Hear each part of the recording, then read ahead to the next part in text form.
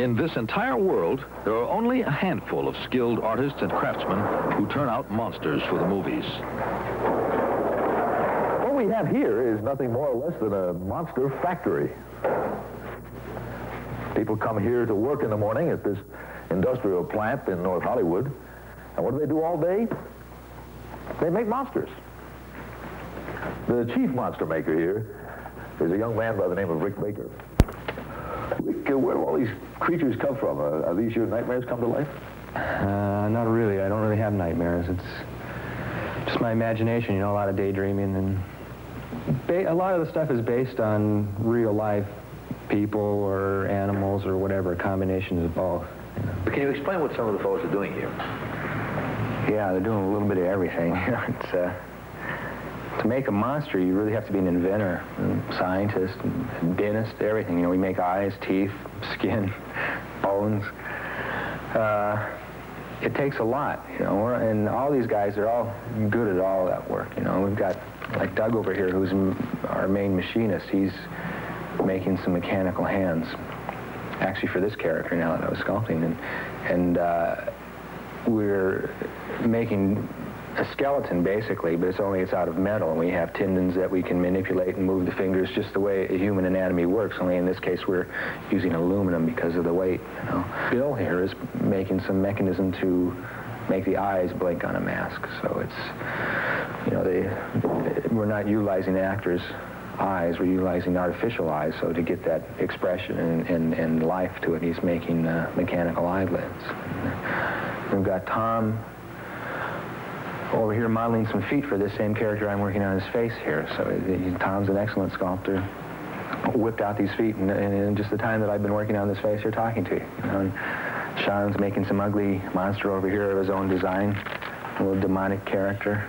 Again, this is where the real art comes into the work. You really do have to be sculptors. Oh, excellent sculptors, because we have to pass this stuff off as being real. You know, I mean, we're not, if it were an art piece, we could leave it at a rough stage, but we really can't do that when we get down to putting all the pores in and all the different textures and everything like that. Very time-consuming, you know. Besides the actual sculpture in clay, sometimes we fabricate things directly out of polyurethane foam sheets and stuff like that, as Kevin's doing over here, fabricating a little test body for this character we're working on. You know, that eliminates the mold-making process and all. It's a lot faster, only a little more crude. Steve is making some teeth, some dentures for his Two-Face character that he designed here, pretty hideous mask. In this case, he has to make 2 sets of teeth, you know. Then my wife, Elaine, is our foam rubber technician. She runs all the foam latex and mixes the chemicals up for that, you know, and we have to, like I said, do all kinds of crazy stuff, and I think I have a terrific crew. I think these are the best guys around, and I'm real proud of them. Many of Rick Baker's creations were used in one of the most unforgettable scenes in motion pictures, the cantina sequence in Star Wars. Not only does Rick Baker make monster costumes and masks, sometimes he is the monster, too. In the new version of King Kong, inside his own gorilla suit, was Baker himself.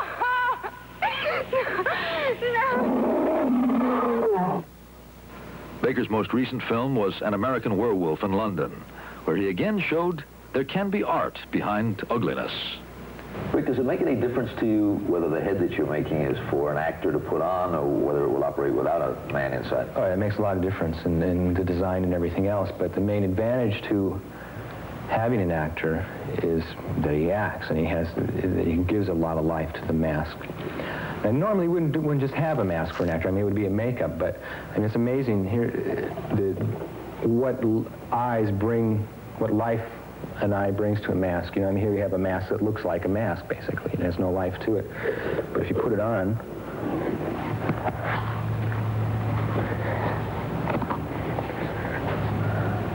and have eyes in it, and it really brings a different thing to it, you know. Is it the eye itself that's either grotesque or beautiful, or is it what surrounds it that gives a character to the eye? It's not just the eye as much as the lids and the area around it. I mean, you could, you know, really open them up wide and put your head back, you get a whole different look than, you know, real squinty and stuff. You know, So it's not just that we're seeing your eyes, but we're also seeing your lids, so that you The can whole- blink. Whole area around the eyes.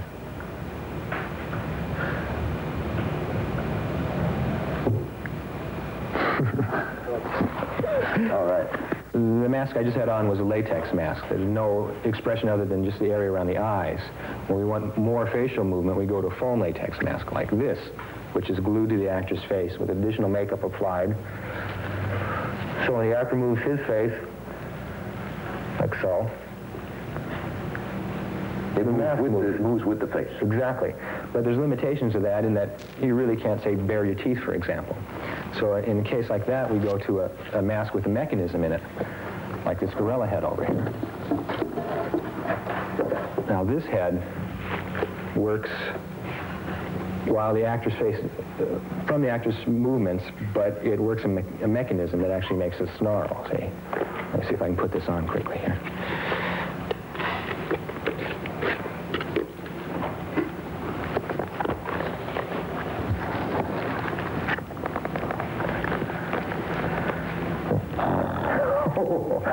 You do that with your mouth? With my jaw movements, actually.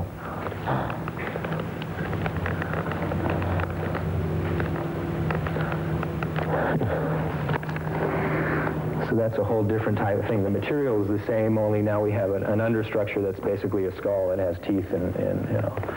There's also a brow movement on this mask. Sometimes we'll have a mask that isn't a self-contained mechanism that's worked by someone off-camera, remote controlled, that does a lot more expressions than we can fit in a mask like this. What is the fun of it? Is it the idea of ultimately scaring somebody? I'm fascinated by makeup and by this stuff because it's really like creating a life. You know, it's in a way it's like being a god, in that you're taking you know, a piece of clay and you're making a face out of it, and then you're making that face move and be alive, and that's what really fascinates me. I don't know what everybody else's fascination with monsters are, but I think most people have even sort of a morbid curiosity about these things, you know. Monster movies, you can safely experience terror, you know, and know that you're not really... Rick Baker, another master monster maker.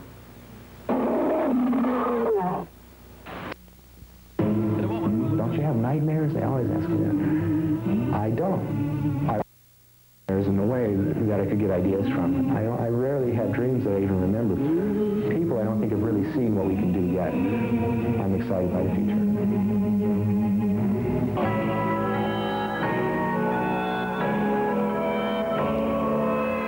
Why is Rick Baker worried about nightmares? Well, maybe it's because he does good work. Rick is the makeup artist who gave us the cafe scene in Star Wars. He designed and wore a gorilla suit for King Kong, and most recently, he was responsible for the gore of an American werewolf in London. I was a weird kid all my life, yeah. I made up the neighborhood kids with, you know, third-degree burns and gashes and so on to try out these effects, and they went home and showed their parents without any warning, and then I wasn't allowed in most of the houses in the neighborhood, you know. I actually am very squeamish, which most people don't believe because I have to do this stuff in films all the time, but I pass out. If I just cut my finger, I'll pass out. That's what he did. What got me interested in gory makeups when I was a kid was I first started out, I was just fascinated by monsters. And a 10-year-old kid made up like Frankenstein's monster didn't get the response I wanted. I wanted to scare people, and it was like, hey, that's cute, you know. So I didn't really believe that these monsters were real. So I did one day, I did a cut on my hand and showed my mother, and she freaked out. And I said, hey, this is a reaction, you know, I'm getting a response out of these people. So the blood and guts were an easy response.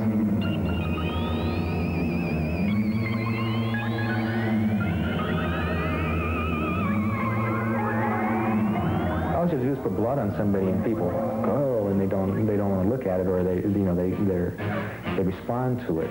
So it's an easy effect. I've got my eyes on you. I've got my eyes on you. I got my eyes on you. See everything you do. I got my eyes on you. Now here we've got a mechanical arm that Doug is responsible for. I think it's a pretty amazing thing. Got like a little slave mechanism here. Whatever he moves here, duplicates over here. The fingers move, show them the fingers opening and closing their bill. I've got 6 people that I keep on full-time, and most of them started out as Rick Baker fans. You know, they read about me in Famous Monsters when they were a kid, you know, and that's how I got started, too. I hired the best people I could get, and these were these fans. Why don't we try, see if you can grasp this. Grab that water here. Okay, now see if you can pour it out into here. Great. It is a weird feeling to have worked for months, many times, many months, on something that's only going to exist on film for a matter of seconds, you know, but the enjoyment comes out of the fact that those seconds are pretty amazing.